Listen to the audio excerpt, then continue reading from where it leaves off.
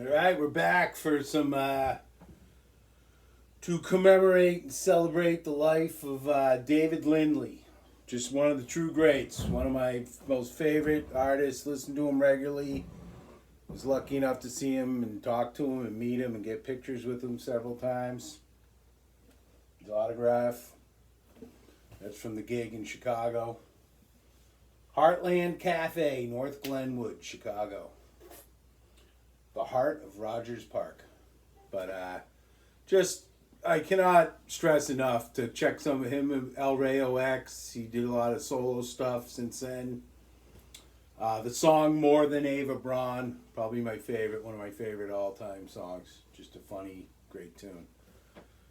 But we'll do one here written by Bob Frizz Fuller, who wrote several. David did a lot of his tunes. He's a very obscure, sort of strange dude. You know, I've been trying to read. There's not much on him, but he wrote a lot of songs. He was kind of a mysterious guy.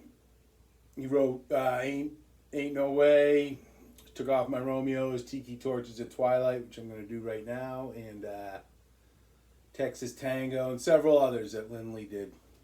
So I'm going to come in here in key. Tiki torches at twilight, full of girls at the bar.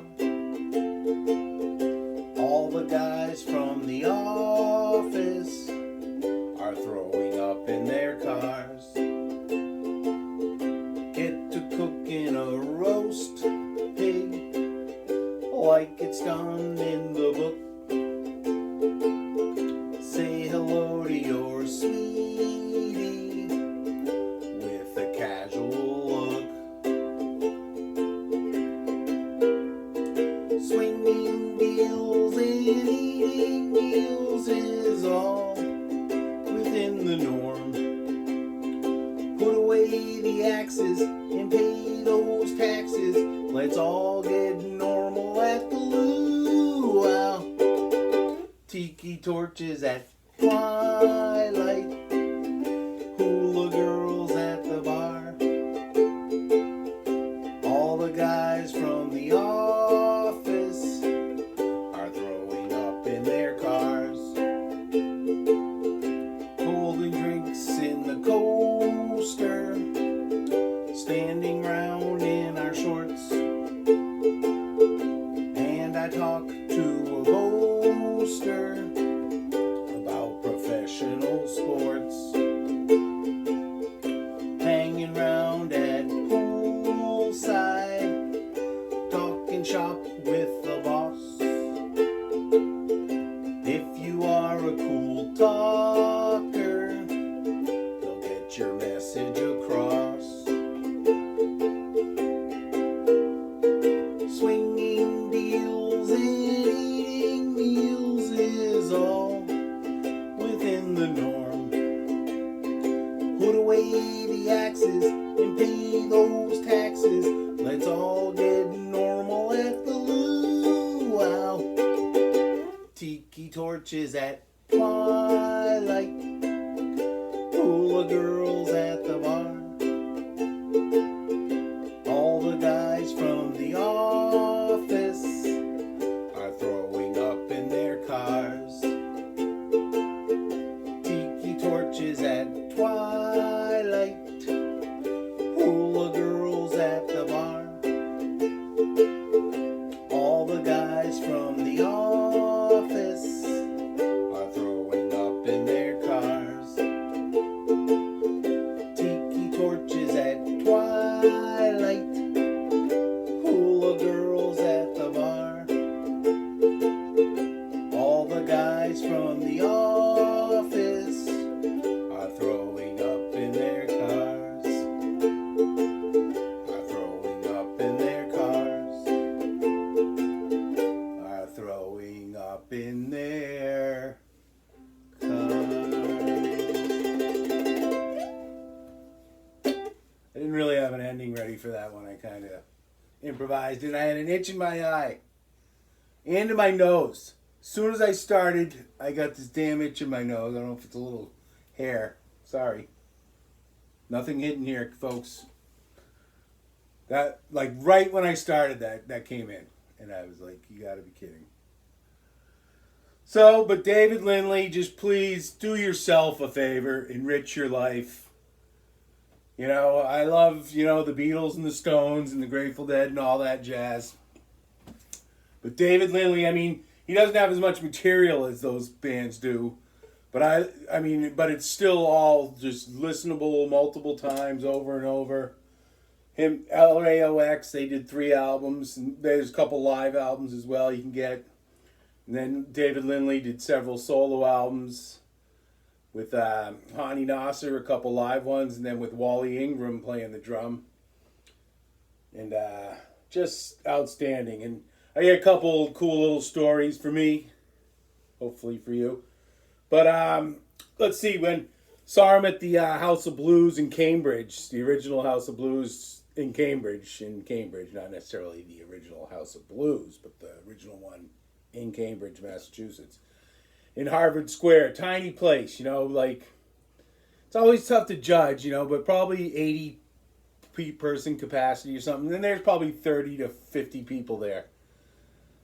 So me and my buddy, I was probably there with Tom, my buddy Tom, and old buddy Tom. And who should come in? And we're talking, the place is probably like 40 feet wide. And they go and set up like a table, I think, if I recall, and some chairs. And in comes Robert Plant and Jimmy Page. They were in town doing their Page and Plant tour. So this is sometime in the 90s, I believe. But Jimmy Page and Robert Plant come in. And they got to stand, you know, cordon them off, which there just wasn't a lot of room. And, you know, so it was kind of funny and silly in that way. But that's how cool I am. I'm at the gig that Robert Plant and Jimmy Page want to go to while they're playing their own one. So I think that says a whole bunch there. And that speaks more volumes about David Lindley and his how he's looked upon in the music world and his skill and what he did. So that was one of the first or second time I'd seen him.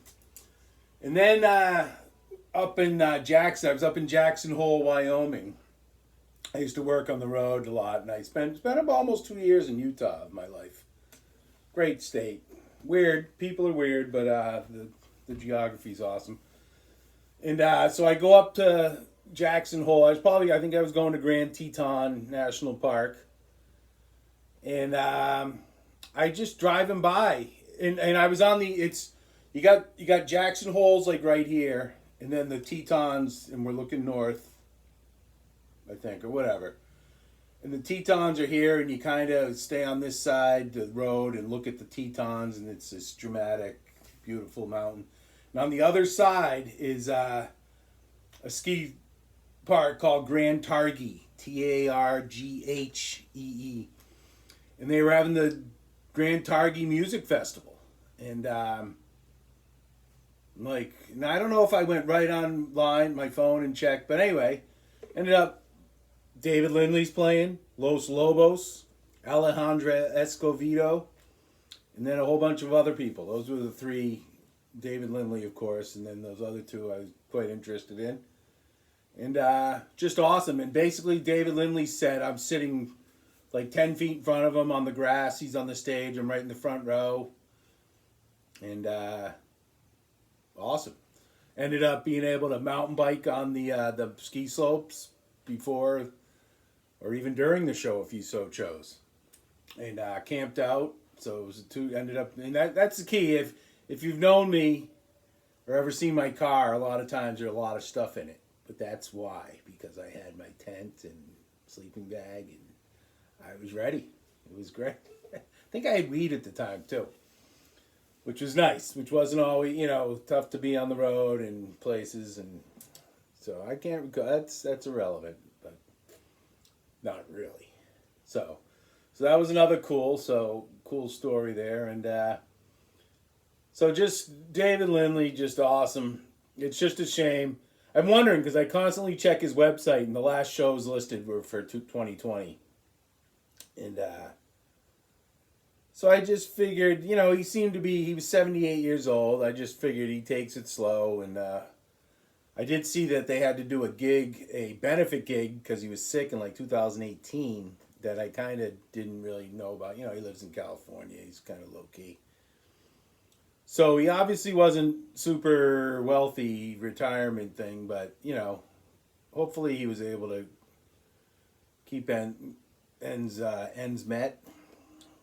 But anyway, so he's gone now, though, and it's a shame, because he was a interesting character. There's a ton of stuff on YouTube. There's a great live him doing the song "More Than Ava Braun" with Bill Frizz, another awesome guitarist from I believe he's from the Denver area, and he actually gave Kenny Vaughan, who's one of the best guitarists alive in Marty Stewart's band.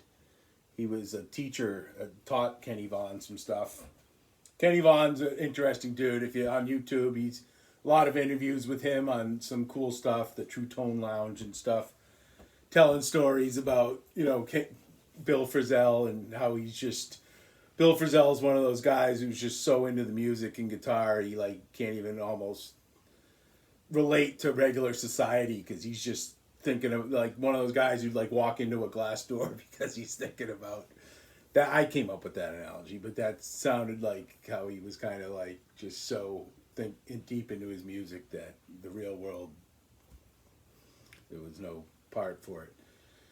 But anyway, there's that, and then there's other good stuff with him with G.E. Smith, the guy who used to lead the Saturday Night Live band through the 80s, played with Dylan. And he's just a cool guy. There's another cool long hour interview with G.E. Smith talking about his life and career. Just another fascinating dude. And, all these guys, David Lindley was Jackson Browne's guitarist. All these guys are really the cooler guys, really, They all do low-key solo stuff and write the songs and play the music. And for whatever reason, they're just... it's so much more rewarding than, silly stuff like the really big acts for some reason, who can explain why a Springsteen is so huge? Because I got to tell you, I was a big Bruce fan in high school, and, I've stayed in music, so I still throw him on once in a while, but it's such uninteresting music. I mean... And I understand, when I try to think back to when I was first listening to music, and you didn't know what they were playing, who was playing what, how difficult or not difficult it was, and it doesn't really matter. So you kind of got to always remember that, you're really into it, it just means more and you know more. But it's just not, it doesn't stand up as well, so it's just kind of fascinating. And I saw him live once, and I wasn't all that impressed. We're talking about Springsteen.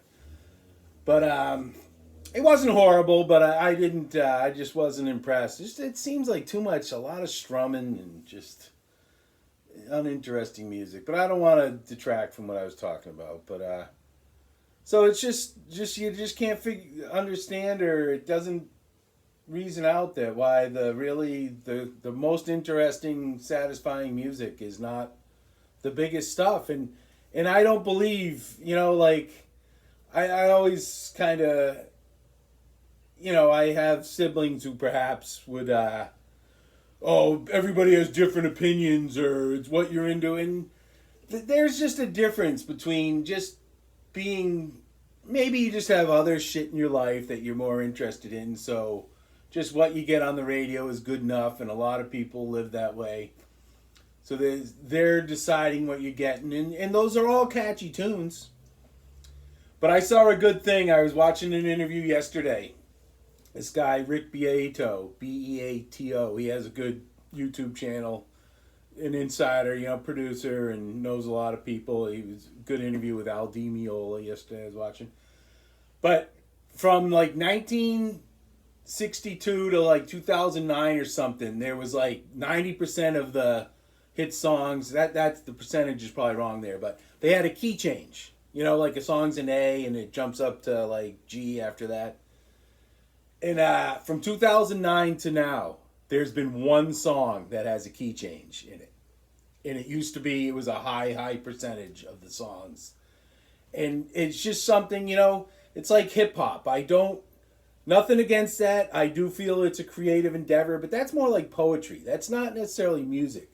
You're pressing a button for beats, and I know the Roots play their music and stuff, but there's just a big difference between people who sit by themselves and play their instrument so they can get good at it, and just coming up with words. A lot of them improvising on the spot or spend time, so but it's more like a poetry than that's music, and it's just a shame that's what music's become now. But even like the mainstream people who play guitars and country music and stuff, it's just not as good, folks. It doesn't mean there aren't good songs, but it's just not as good. And guys like David Lindley, who just, God, please check that out, because just awesome music, upbeat humor. Just such wonderful stuff. I got a little sidetracked there. It's easy to go off on tangents, but David Lindley, thank you, David Lindley, and long live his music, thankfully. So check him out.